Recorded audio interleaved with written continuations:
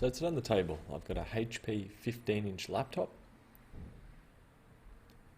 which sadly I didn't write down the model number, and because of HP's naming system, I can't actually tell you which one this is.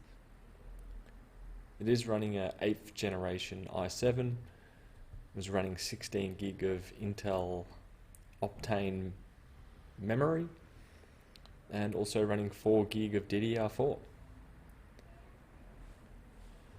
Anyway, I've discovered that most of the newer HPs, I'm really not liking their design to get the bottom off. They combine a plastic bottom with a metal frame, or metal side frame. So in this one I can take off the 3 screws at the front, followed by the 2 screws that are hidden under the, or 3 screws hidden under the 2 rear legs, or the rubber mounts where you can see them.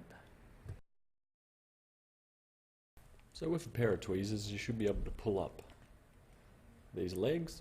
Potentially you could also use just a small Phillips head screwdriver, or small flathead screwdriver, sorry. And that should get you in there. And there's an extra 3 screws here.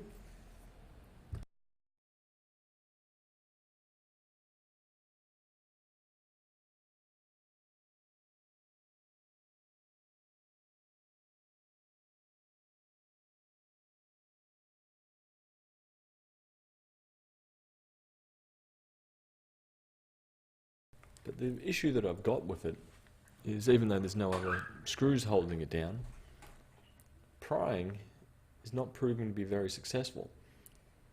It's more pushing in the side of the laptop, which is just a relatively thin aluminium feel to it, which I did have to rebend the metal surrounding the SD card slot.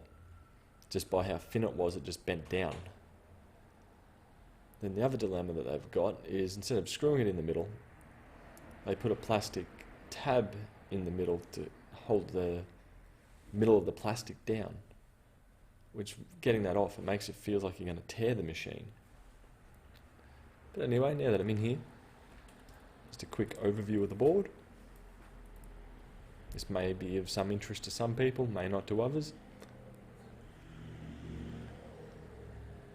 But while I've got this particular one open, I will be replacing the hard drive with an SSD, just a BX500, nothing special at all.